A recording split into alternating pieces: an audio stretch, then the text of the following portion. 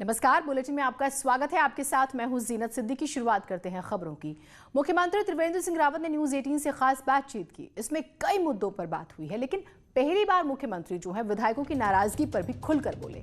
इसके अलावा सैलरी काटने, कोविड को लेकर क्या सरकार का प्लान है, राज्य की कैसी तैयारियां हैं, इस पर भी उन्होंने अपनी राय जो है बेबाकी से रखी। कुछ विधायकों की नाराजगी थी, उस पर भी उन्होंने कहा कि हमसे यानी कि सीएम से कोई नाराज नहीं है। 2-4 विधायक दिल्ली गए, लेकिन वो तो आते जाते रहते हैं। वैसे उनका कोविड की वजह से आना जाना फिलहाल कम हो गया है। मेरा रिकॉर्ड है कि कोई भी विधायक, चाहे वो पक्ष का हो या फिर विपक्ष का, ये नहीं कह सकता कि हमने मुख्यमंत्री से समय मांगा और सीएम ने हमें समय नहीं दिया। हमारी ये कोशिश है कि मुख्यमंत्री सभी के लिए सुलभ हो। कभी ये नहीं कहा कि हमको सीएम से कोई नाराजगी है। 2-4 लोग दिल्ली गए तो आते जाते रहते हैं। मैं तो समझता हूं कि कोविड के कारण उनका आना जाना काफ़ी कम हुआ है। विधायक हो चाहे जनता हो, उनका बहुत कम आना जाना हुआ है। और विधायक तो सतत मिलते हैं। और मेरा एक रिकॉर्ड है, कोई विधायक पक्ष का हो विपक्ष का हो, ये नहीं कह सकता कि हमने मुख्यमंत्री से समय मांगा और हमको समय नहीं मिला। ये तो हो सकता है कि सुबह का शाम हो जाए, शाम का अगले दिन हो जाए, लेकिन कोई ये नहीं कह सकता कि मुख्यमंत्री हमको उपलब्ध नहीं हुआ। मुझे भी राजनीतिक लंबा अनुभव है और मैंने तमाम देश के अनेक राज्यों में मैंने सरकारों का काम देखा है, मुख्यमंत्रियों को देखा है। मैं कह सकता हूं कि हमने कोशिश की कि मुख्यमंत्री सबके लिए सुलभ रहे। कोई दूरस्थ क्षेत्र से आता है, उसको उसके समय की कीमत को समझते हुए उस आया है इतनी दूर से, तो कोई ना कोई बात होगी, उसको गंभीरता से हमको लेना चाहिए और हमने गंभीरता से हर बात को लिया है। राज्य के कर्मचारियों की एक दिन की सैलरी कटने पर सीएम ने कहा है कि जो लोग प्राइवेट नौकरी कर रहे हैं उनके 40% तक वेतन कटे हैं। कई लोगों की तो नौकरी छूट गई। हमको उनकी भी चिंता है। एक दिन का वेतन अगर कोविड के लिए दे दिया तो एक सकारात्मक सोच हो सकती है। देश के राष्ट्रपति, प्रधानमंत्री, सांसद, विधायक का वेतन कट रहा है। यहां तक कि दायित्वधारी जो हैं उनका भी वेतन कट रहा है। हमारे जितने भी कर्मचारी हैं उनको ये भी सोचना चाहिए कि जो प्राइवेट, जिन लोगों के जॉब छूट गए, प्राइवेट लोग जो काम कर रहे हैं, किसी का वेतन 40% कट रहा है महीने में, किसी का 50% तक कटौती हुई। और बहुत सारे लोगों को तमाम जो जहां वो जॉब करते थे उन्होंने उनको एक तरह से नौकरी से हटा दिया गया है। सरकार के सामने उनकी भी चिंता है। ये एक सकारात्मक सोच हो सकती है, यार हमको 29 दिन का वेतन हमको मिल रहा है, एक दिन का वेतन अगर हम कोविड के लिए दे दें तो क्या बुराई है, ये भी सोच सकते हैं। एक सकारात्मक सोच होना चाहिए कि हम तो कम से कम हमारी नौकरी पक्की है, हम कहीं हिलने वाले नहीं हैं। तो ये भी हमारे जो कर्मचारी, हम सबका दायित्वमंद है। देश के राष्ट्रपति दे रहे हैं, देश के प्रधानमंत्री दे रहे हैं, देश के एमपी दे रहे हैं, एमएलए दे रहे हैं। ये बन जो हमने दायित्वधारी, जिनको हम बहुत कम पैसा देते हैं, 40-50 हज़ार रुपया, जिनको हम केवल मानधन के रूप में 40-45 हज़ार रुपये हम देते हैं, उनका भी 30% वो लोग भी काट रहे हैं। और कई कर्मचारियों ने अपना 15 दिन का वेतन एडवांस में दे दिया है। राज्य में युवाओं को काम देने पर सीएम ने कहा है कि सबसे पहले बाइक टैक्सी योजना लाएं, जिसमें 10,000 लोगों को ऋण उपलब्ध कराया जा रहा है, जिसमें 2 साल तक सरकार ऋण चुकाएगी। इसके बाद बंजर खेतों के लिए सोलर फार्मिंग योजना लाएं और जिससे सौर ऊर्जा का प्रयोग किसान कर सके और राज्य सरकार खरीदेगी इसे।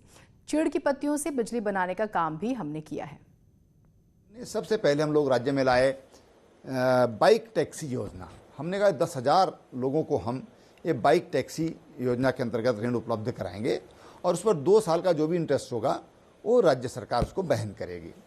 फिर हमने सोलर फार्मिंग हम लाए, यानी कि जो खेत हमारे बंजर हो गए हैं, विशेषकर पर्वतीय क्षेत्रों में, मैदानी क्षेत्रों में तो खेती हो रही है, अच्छी खेती हमारे किसान कर रहे हैं, लेकिन जो खेत बंजर हो गए उसके लिए हम सोलर फार्मिंग योजना लाए कि अपने खेतों में आप सोलर ऊर्जा का पैदा कीजिए और उसको राज्य सरकार खरीदेगी। इसके साथ ही हमने जो चीड़ की पत्तियां हैं उससे हमने बिजली बनाने का काम, उसके हमने 36 पावर प्रोजेक्ट हमने आवंटित किए हैं। कोविड के कारण आगे उस पर अभी काम नहीं हो पाया, लेकिन 36 अवार्डेड हैं।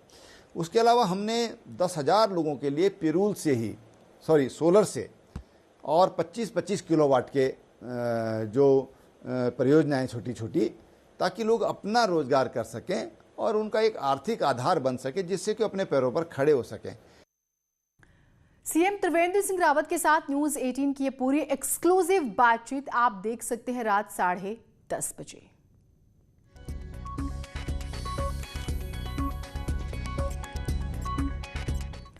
वैसे देहरादून में आज त्रिवेंद्र कैबिनेट की बैठक हुई, जिसमें 30 बड़े फैसले लिए गए। पर्यटन व्यवसायियों को दी जा रही छूट 3 महीने के लिए और बढ़ा दी गई है। कैबिनेट के बड़े फैसले आपको बता दें तो कारोबारियों को टैक्स छूट 3 महीने के लिए बढ़ा दी गई। उत्तराखंड टेक्निकल यूनिवर्सिटी का नाम बदलकर वीर माधो सिंह भंडारी के नाम पर रखा गया है। पेयजल निगम सलाहकार प्रबंध निदेशक पद चयन भर्ती नियमावली को मंजूरी। पीडब्ल्यूडी के संविदा पर काम कर रहे जेई का वेतन 15,000 से बढ़ाकर 24,000 रुपए किया गया। पूर्व सैनिकों में जेसीओ रैंक से नीचे वाले या उनकी विधवाओं का हाउस टैक्स से मुफ्त रखने को मंजूरी मिली है। सार्वजनिक स्थानों पर मास्क पहनने और जुर्माने के प्रावधान को लेकर विधेयक लाने को मंजूरी। उत्तराखंड विधानसभा का सत्र 23 सितंबर से शुरू होना है और मानसून सत्र को विधानसभा के बजाय सचिवालय के वीर चंद्र सिंह गढ़वाली हॉल में करवाने की तैयारी हुई है। और आज सीएम त्रिवेंद्र सिंह रावत और विधानसभा अध्यक्ष प्रेमचंद अग्रवाल ने निरीक्षण किया। इस दौरान मुख्य सचिव ओम प्रकाश भी मौजूद थे।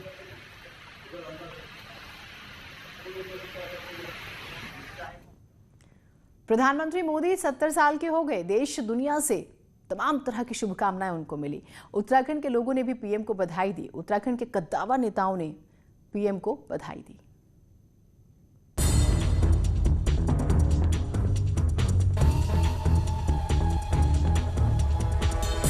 प्रधानमंत्री मोदी के 70वें जन्मदिन पर सीएम त्रिवेंद्र सिंह रावत ने उन्हें ट्वीट कर शुभकामनाएं दी हैं। सीएम ने कहा कि पीएम को भारत की छवि और पहचान बनाने का पूरा श्रेय जाता है। बाबा केदार में पीएम की गहरी आस्था और श्रद्धा है। उत्तराखंड के विकास में पीएम ने अहम योगदान दिया। हमारे प्रधानमंत्री जी ने, माननीय नरेंद्र भाई मोदी ने उत्तराखंड के लिए बहुत कुछ उन्होंने अभी तक किया है और आगे भी वो करने वाले हैं, क्योंकि जब भी उनसे हम लोग उत्तराखंड की बातचीत होती है तो हर बार कुछ न कुछ नई चीज लेकर आते हैं, नई तरह के सुझाव हमको देते हैं। केंद्रीय मंत्री रमेश पोखरियाल निशंक ने पीएम मोदी को शुभकामनाएं दी और कहा कि वो 130 करोड़ भारतीयों की आशाओं के केंद्र हैं और देश को आगे लेकर जा रहे हैं। भारत के यशस्वी प्रधानमंत्री आज जिन्होंने भारत का गौरव पूरी दुनिया में बढ़ाया है, जिन्होंने 130 करोड़ लोगों की एक नई पहचान बनाई है, जो दुनिया के सबसे लोकप्रिय और सशक्त नेताओं में उभर करके आए हैं, ऐसे भारत मां के सपूत राष्ट्र गौरव श्री नरेंद्र मोदी जी के जन्म दिवस पर मैं उन्हें हार्दिक बधाई और शुभकामनाएं देता हूं। बीजेपी के प्रदेश अध्यक्ष बंशीधर भगत ने पीएम मोदी के जन्मदिन पर पौधारोपण किया। इस मौके पर उन्होंने कहा कि पिछले 6 सालों में पीएम मोदी ने उत्तराखंड को संवारा है। राज्यसभा सांसद अनिल बलूनी ने भी पीएम मोदी को उनके जन्मदिन पर बधाई दी है। उन्होंने ट्वीट कर लिखा कि विकास की पंक्ति में अंतिम पायदान पर खड़े व्यक्ति के कल्याण से लेकर भारतवर्ष की एकता और अखंडता एवं गौरवशाली समृद्धि के लिए सदैव समर्पित एवं कृत संकल्पित देश के यशस्वी एवं लोकप्रिय प्रधानमंत्री नरेंद्र मोदी को उनके जन्मदिन की हार्दिक बधाई। Bureau report, news 18। तो प्रधानमंत्री मोदी के 70वें जन्मदिवस को सेवा सप्ताह के रूप में बीजेपी मना रही है। आज गरीब और असहाय लोगों से लेकर अस्पताल में मरीजों को फल वितरित किए गए। बीजेपी महानगर ऑफिस में स्लाइड शो कार्यक्रम हुआ, जिसमें सीएम त्रिवेंद्र रावत भी शामिल हुए और उन्होंने कहा है कि पीएम मोदी के नेतृत्व में देश ही नहीं बल्कि उत्तराखंड भी चहुमुखी विकास कर रहा है।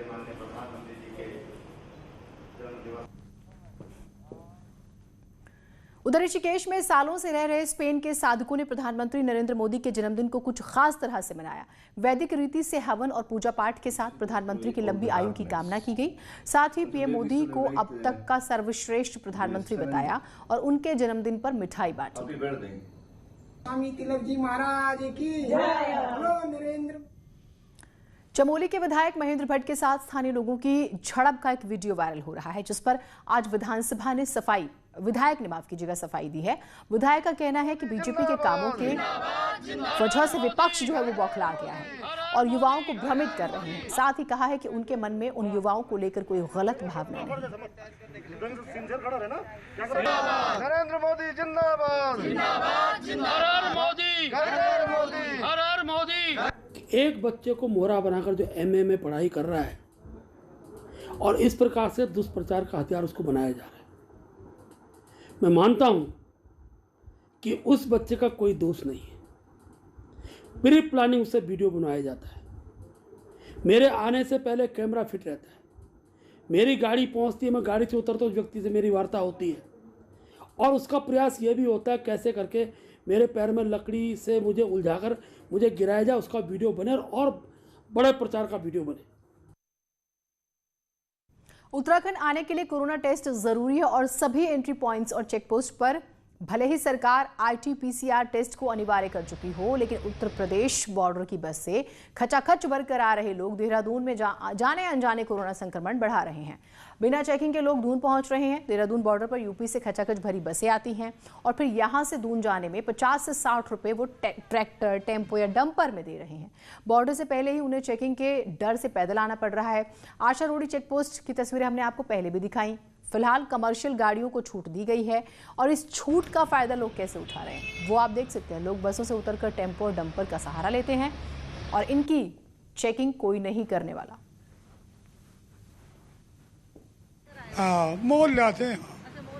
क्या करना बेटी, मैं एक पीछा भी नहीं, सारे भूखे बैठे बागड़ी, काम मारे नहीं बेटी, क्या करा बेटे, कमा खाओ तो फिर रोड पे रहे हम तो भाई। दीदी मैं देहरादून से यहाँ मंदिर के लिए दर्शन करने के लिए आ रहा हूँ। ये 20-20 रुपए लिए, कुछ दूर पैदल भी आया हूँ यहाँ से। हाँ जी, बहुत दिक्कत हो रही है पैदल। पहले काफ़ी दूर पैदल चला है, तब ये गाड़ी वाले को हाथ दिया, ये 30-30 रुपए मांग रहा था, फिर 20-20 रुपए में तय हुआ। 4 बंदे थे। नहीं ऐसा नहीं, कमर्शियल वाहन तो आ सकते हैं जिसमें एसेंशियल नीड की जो सर्विसेज हैं उसके तो राज्य सरकार की तरफ से छूटेगी, आ सकती हैं गाड़ियाँ। हाँ, अगर कोई उसमें बैठ के सवारियाँ आ रही है, अगर जैसा आप बता रही हैं, मेरी जानकारी भी नहीं है, अगर ऐसा कुछ है तो उसको अभी दिखवाते हैं, चेक करवाते हैं। खबर टिहरी से है। यहाँ एक कार नदी में गिर गई। ऋषिकेश चंबा रोड पर यह हादसा हुआ है जिसमें एक शख्स की मौत हो गई जबकि 4 लोग घायल हैं। घायलों को एम्बुलेंस के जरिए अस्पताल पहुंचाया गया।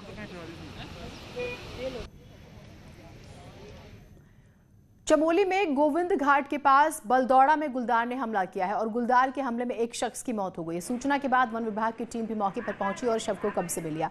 मृतक नैनबागी मूल रूप से नेपाल का रहने वाला था और यहां ऑलवेदर रोड में मजदूरी का काम कर रहा था। गुलदार हमले के बाद काफी दूर तक नैनबागी को घसीट कर लेकर गया। ग्रामीणों ने गुलदार के लिए पिंजरा लगाने की मांग की है।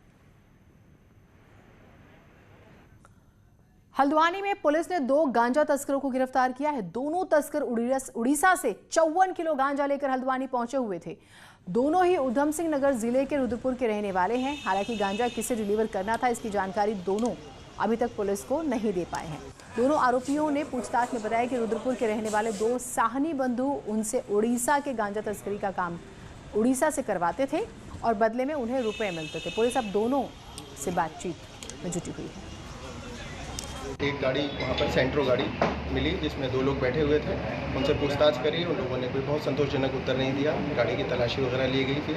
उसके बाद जो है उसमें पता लगा कि उसमें कैविटीज़ बनी हुई थी, काफ़ी बहुत सारे खाने थे जिसके अंदर जब देखा गया तो उसमें गांजा बड़ी मात्रा में बरामद हुआ है। उसको हमने फिर तौल करके देखा, लगभग 54 किलो से अधिक मात्रा में गांजा है। और पूछताछ जब कड़े से किया गया तो इन्होंने बताया कि उड़ीसा लिस्ट से लेकर के आ रहे हैं, पहले भी इसको। एक छोटे से ब्रेक ले रुकना, कहीं मत जाइएगा।